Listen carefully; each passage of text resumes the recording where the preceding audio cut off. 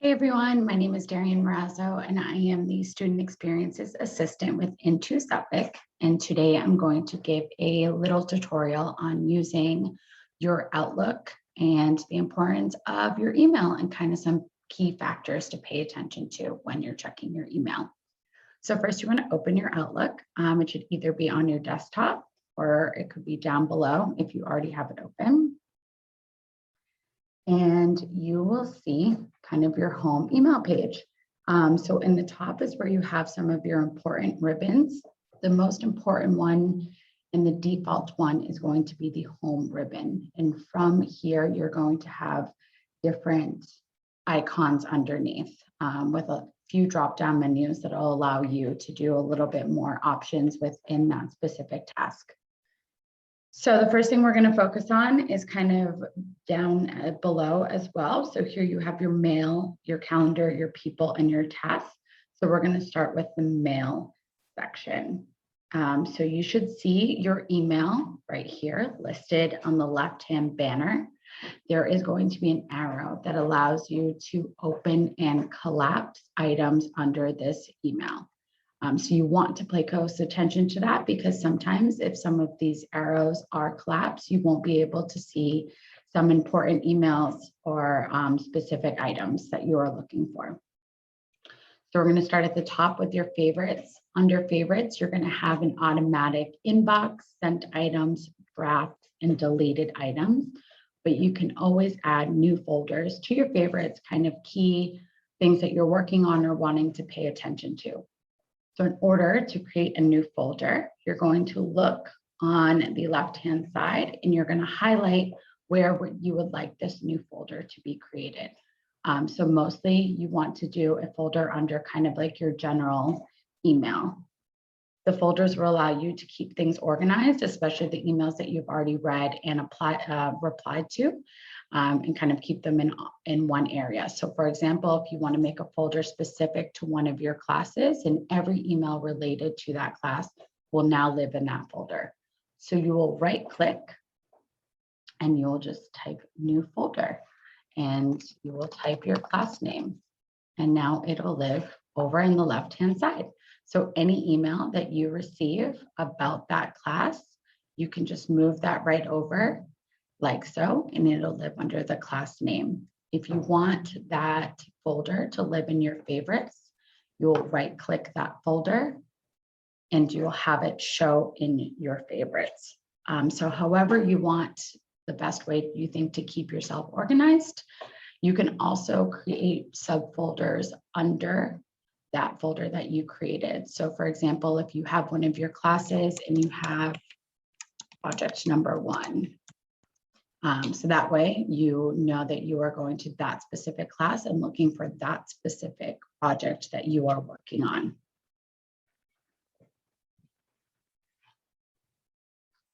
Okay, so then while you're checking your mail, your inbox is going to show all of your emails. It should list it by the dates. And again, there are drop-down menus that would allow you to collapse certain dates and times. That way, if you want to focus on a specific date, you don't have to see all of your emails at once. You also have the option of just looking at your unread emails. So as of right now, I have read all of my emails.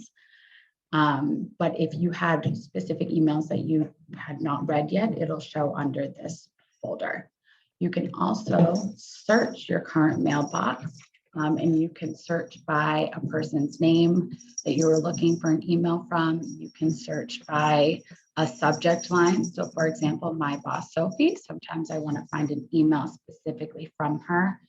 So I will type her name in and it will show all of the emails within this current mailbox that I have from Sophie. I am also working on a project that involves a luncheon.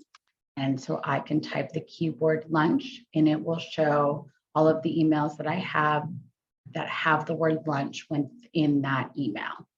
In order to get out of this search, you just click the X. Another thing to pay attention to is if you are searching, it'll automatically search in the current mailbox only. So if you feel that there's maybe an email that you're looking for and you're not sure if you moved it or if you don't know where it lives or if you had deleted it by accident, you can search for all Outlook items and it'll go through every single folder that you have in order to find that email. So that is how you go and kind of search for specific things. I think that when you initially check your email every morning, I would click the unread button because it allows you to stay a little bit more organized and on top of what you have to focus on. So when you're looking at an email, you are going to reply to that email. So reply is just if it's between you and one other person. Reply all would be if someone else besides you and that sender is included in the email. And you're also able to forward this email to a third party if you need some assistance with what you are working on. So if you click reply, it should just bring up a very generic reply box. Over at the top, we are back to the ribbons like we talked about in the beginning of this video. Message will allow you to format your reply email in the same way that you would using Microsoft Word. So you're able to highlight certain words, you're able to change your fonts, you're able to, again, format it in any way that you feel is important. This also allows you to attach files. So you're able to look through your recent items that you've been working on. Or you can also browse this PC and go through any of your folders to find the specific item that you would like to have attached.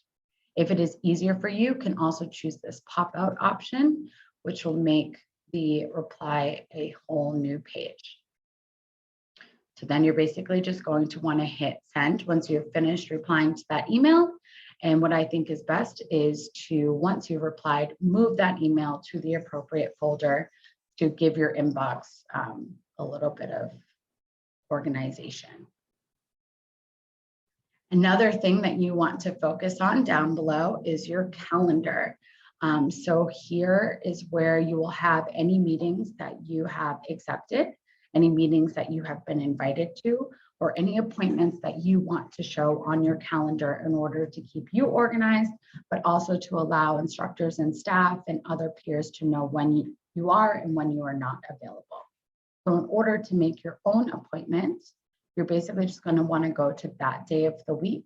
And what I would suggest that you do is do this for all of your classes for your class schedule. So this will right click here. You're going to hit new appointment. You should type in your class name as the subject. Location would be where your class is or the Zoom link, and that way you can access it very easily on a daily basis. The time that your class occurs, and you wouldn't need to put anything over in this field unless there's some important notes that you want to remember. You also have the option of having it reoccur. So if this is a class that is held every single Monday, every single week, you can have it be weekly on Monday, or you can have it occur every other week. So it'd be every 2 weeks on Monday. Hit OK and just hit save and close, and it's going to show as busy on your calendar. The other important thing that you want to pay attention to with your calendar is when someone sends you a meeting invite. So if someone sends you an invite to a meeting, it should look like this. It'll have a lot more information. This is just kind of a pretend one that I did. So it'll show the date that this meeting is going to occur. It'll show the time that it will start, the time that it will end. It will have a location, whether it is in person or over in a Zoom link. Usually the body of the email will say join this meeting. So you'll be able to access that email and just click join this meeting, and it should automatically open your Zoom. What you want to do is always reply to these meetings, whether or not you can attend. So when you hit accept, you're able to send a response to the person that invited you to this meeting. If you are accepting, you mostly can just hit send the response now, and it will automatically show up on both of your calendars. If you are declining, you're able to edit the response before sending, and you're able to say, I am busy, or something along those lines of why you are unable to make it to the meeting, and if there is a better time for you to have that meeting. And then you'll just hit send, and it will automatically send the inviter an email to say that you declined and whatever message that you sent with that. A big important folder within your email to focus on is your junk email.